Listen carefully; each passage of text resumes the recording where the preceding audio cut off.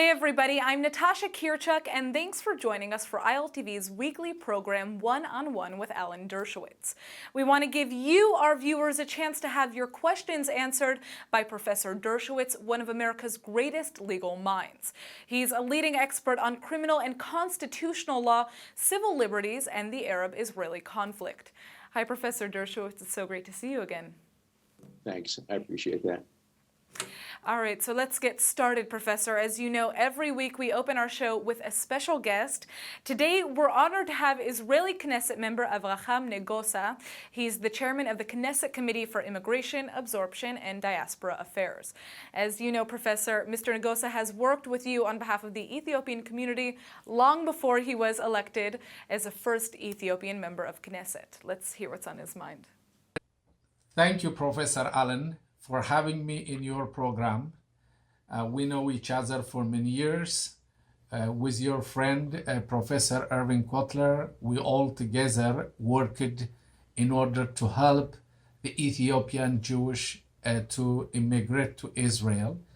I grew up in Ethiopia as a shepherd, immigrated to Israel, received equal opportunity in education, and I am one of the lawmakers of the State of Israel.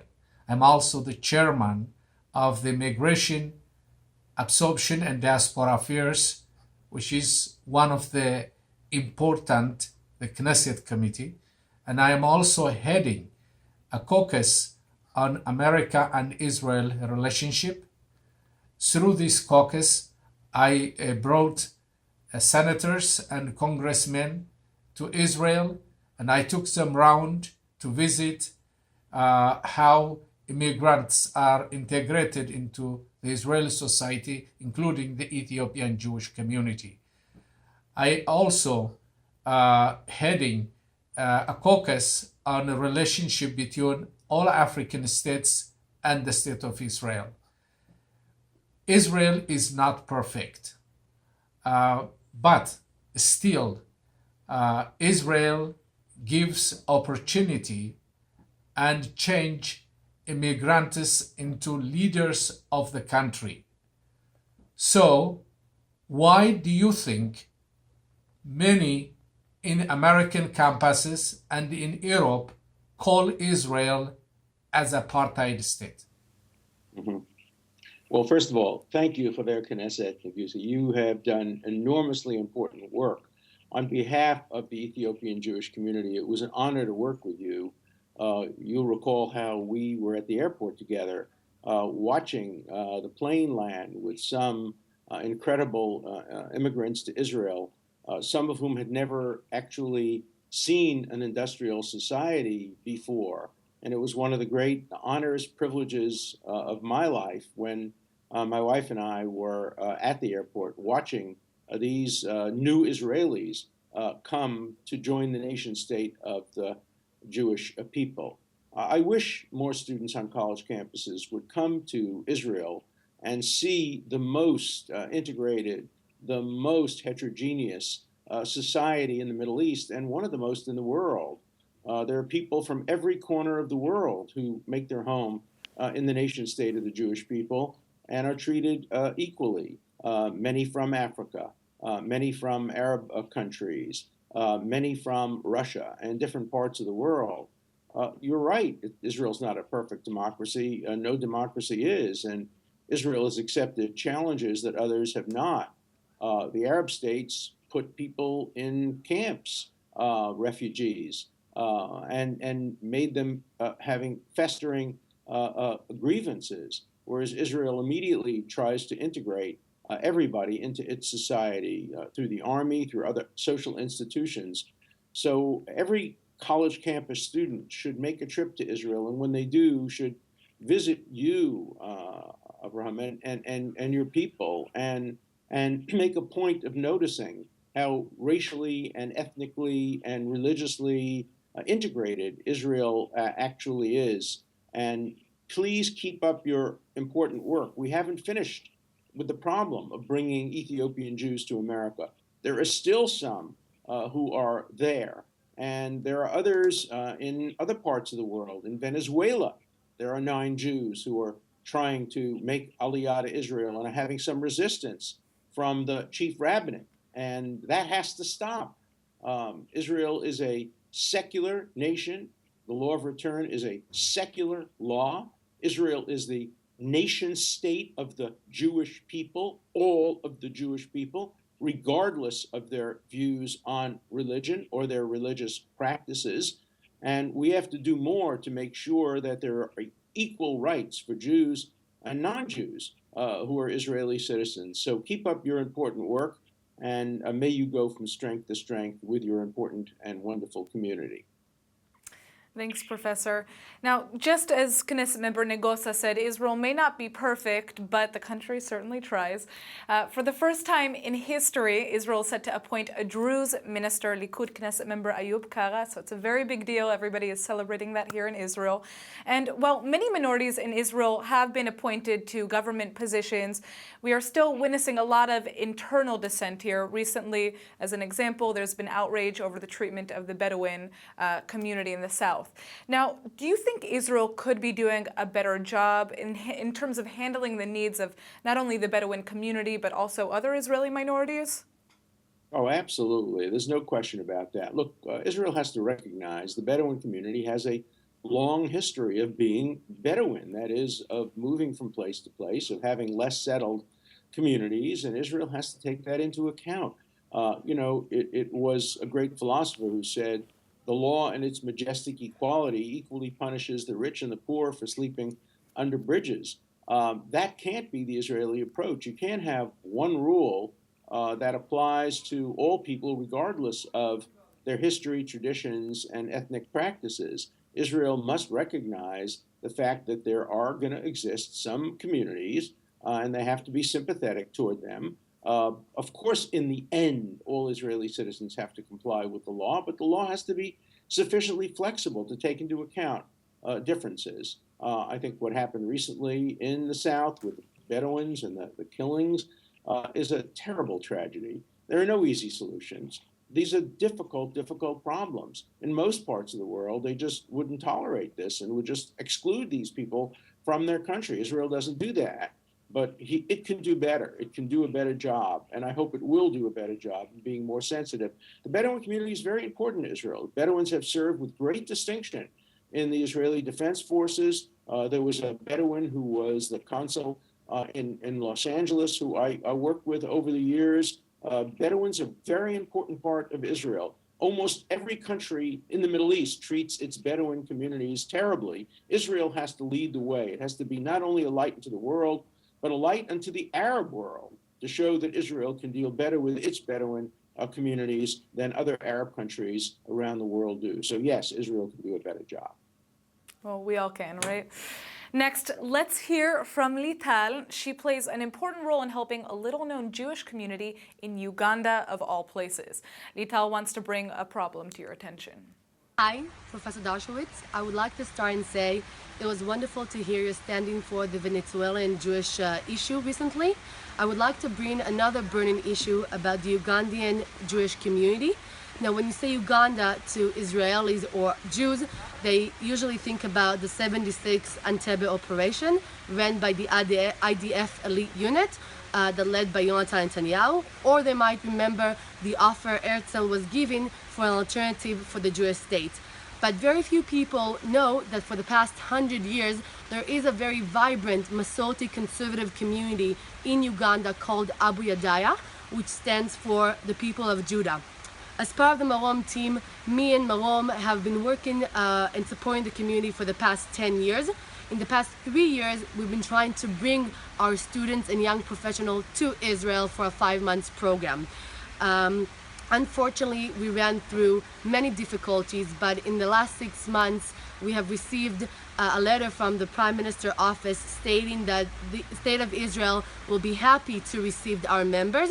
Unfortunately, they yet been given their visas, which seems to be stuck in the internal ministry, which create difficulties many times to non-Orthodox initiative. So my question for you is, before we send our elite unit, Sayeret Matkal, to bring our people, what else can we do to make sure we have our program in time and our members will be here in the near few weeks? Well, Lital, thank you so much for the important work you do on behalf of this community. I was not aware of its existence. And we always have to remember that Israel is the nation state of the Jewish people all around the world. And Israel's existence in the law of return means Israel has to be concerned about every Jew anywhere in the world who's seeking to come to Israel. And, you know, Israel is a country of bureaucrats, and bureaucracy slows things down. But what concerns me is the bureaucracy, I know this, the bureaucracy acted much more efficiently when it came to Russian Jews than when it came to Jews of color or Jews who come from African countries. And there's no excuse for that. We were able to cut through bureaucracy when it came to the Russian Jews, the former Jews of the Soviet Union. I know, I was part of that movement. I know how quickly it worked. We were able to get people out of the Soviet Union and the Soviet satellite countries and into Israel with a snap of a finger. And that same kind of facilitation has to occur when it comes to Jews from Africa. Otherwise, Israel will be justly accused of applying a double standard based on color. And I know that's not the case, but even the perception of it does harm to Israel. And so I would hope that the bureaucrats, if any of them are listening to this show, would move this along. You have a letter from the Prime Minister's office. It's Israeli policy at this point to bring these people from Uganda. So bring them tomorrow, not the day after tomorrow, but tomorrow. It's only a several-hour plane ride. You can get them on the plane. You can get them to Israel. We can bring them to the Kotel, even though the Security Council now regards that as occupied territory. And we can celebrate the arrival of yet a new group of Jews from a new part of the world to become part of the great Zionist experiment called the nation state of the Jewish people, Israel. Thanks, Professor. Now, let's hear from Sheldon Shore. Sheldon, like you, is a long-term Democrat who has been active in promoting the Democratic Party for Americans living in Israel for almost 30 years. Let's hear what he has to say. Hello, Alan. I'm Sheldon Shore, and I've been involved with the Democrats abroad in Israel for over 28 years, serving at different times as its chairman, its counsel, and as media spokesman. I identify with the ideals of the Democratic Party, which expresses to me a proper vision of America. I'm not happy with the direction the Democratic Party has taken of late. My heroes of the Democratic Party, Hubert Humphrey, John Kennedy, Adlai Stevenson, served over a half-century ago. Is the Democratic Party still the same? What should people like me do today? Should we stay in the party and struggle to redirect it? Or should we withdraw and regroup into a different forum? What do you think? Is this a time for fight or flight? Sheldon, what a great question. I've actually written a book about this subject, and I'm writing another book that deals with this subject. You put your finger on a terrible tragedy that's occurring in America. A recent Pew poll shows that a much higher percentage of Republicans support Israel than Democrats, and the Democrats who don't support Israel tend to be younger, so the trend will even increase of lack of support for Israel among Democrats. The recent proposal to put Keith Ellison as the chairman of the Democratic National Committee has caused a lot of concern. I have publicly announced, and I reaffirm it here, I will quit the Democratic Party if Keith Ellison is made its chairman. I've been an active Democrat for almost 60 years. I started with the Adlai Stevenson campaign when I was just a young man. Sheldon, you and I have the same heroes with a few additions. Lyndon Johnson, who did a tremendous amount for Israel, and Bill Clinton, who did a tremendous amount for Israel as well. But the Democratic Party is changing. And the hard question is whether to leave the Democratic Party or to fight within the party. I just got a letter yesterday from the Democratic Party asking me to become a card-carrying member of the Democratic Party. I wrote back to Donna Brazil, the current chairman, saying, I will do that if you become the chairman or somebody like you. But if Keith Ellison is the chairman, I will quit the Democratic Party. I'll continue to work for Democrats. I'll continue to vote for individual Democrats who support Israel and who support the principles that you and I believe in.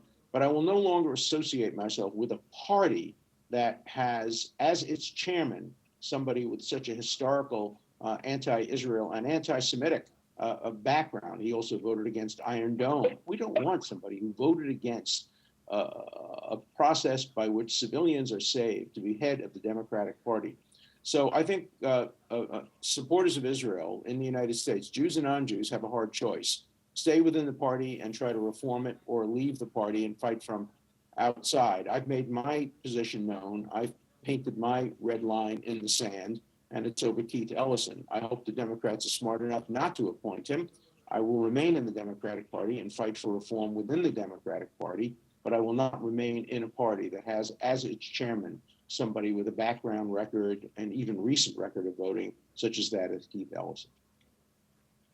Now, Alan, you have a new book coming out, Why I Left the Left. Can you tell us about what we can expect in that book? I know you were probably just referring to it, but I'd like to hear more. Well, I'm redoing it now in light of the election, and I'm not even sure whether I'm going to maintain the title, although I love that title. But I'm working on a number of books that will have a common theme.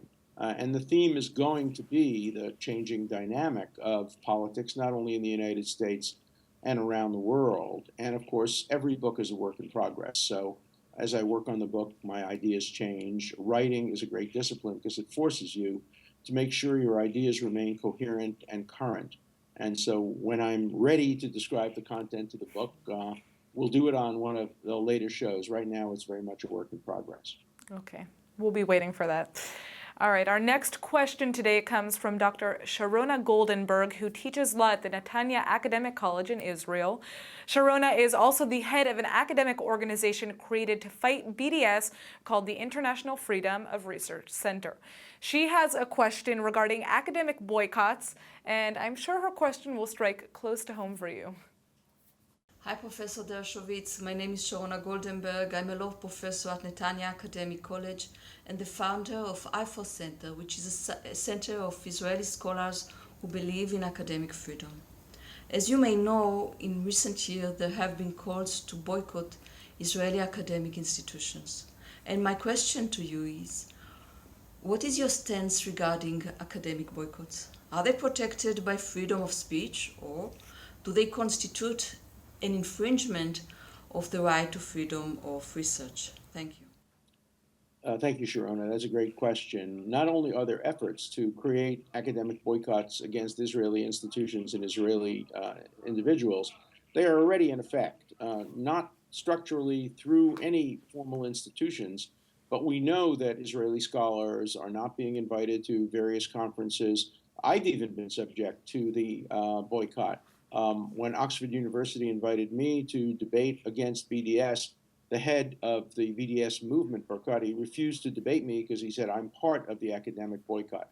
You may know that back several years ago, Nobel Prize winner in physics and I wrote a letter to academics saying that for purposes of any academic boycott, we want to declare ourselves to be Israeli academics. And we got thousands of people signing on to that letter to fight back. Of course, it's a violation of academic freedom. It's a violation of freedom of association, freedom of speech, freedom of research. It also does a tremendous amount of harm to research. Israeli scientists, Israeli academics have so much knowledge and can contribute so much to the world and through academic collaboration that I'm totally and completely against all academic boycotts, but particularly against those that apply a double standard.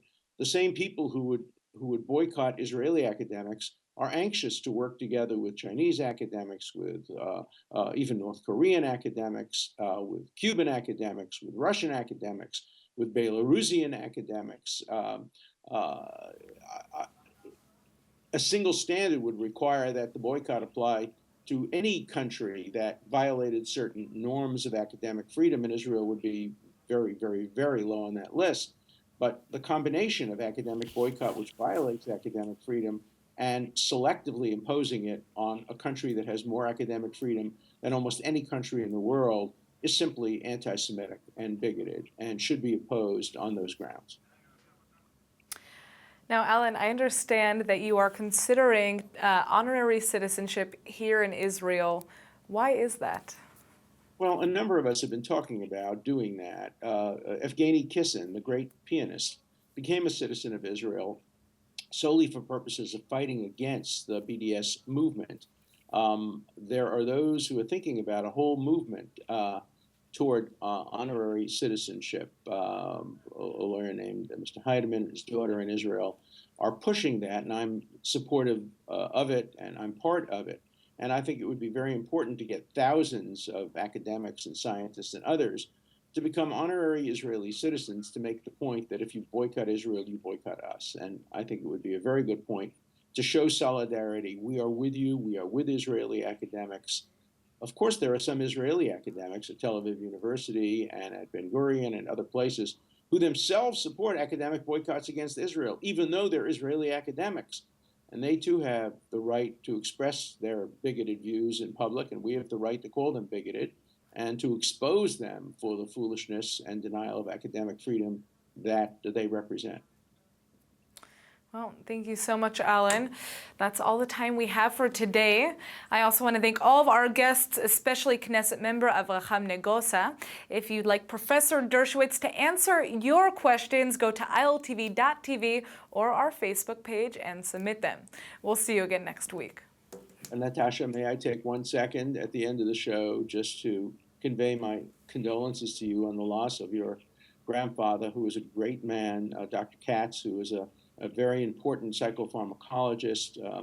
You should be very proud of what he left the world behind, and I hope you are comforted with good memories of him. I know you were with him in his last days and hours, and I want to just convey my most sincere condolences and my wishes for him to be long remembered for the great work he has done throughout the world. Thank you so much, Professor. It means the world to me.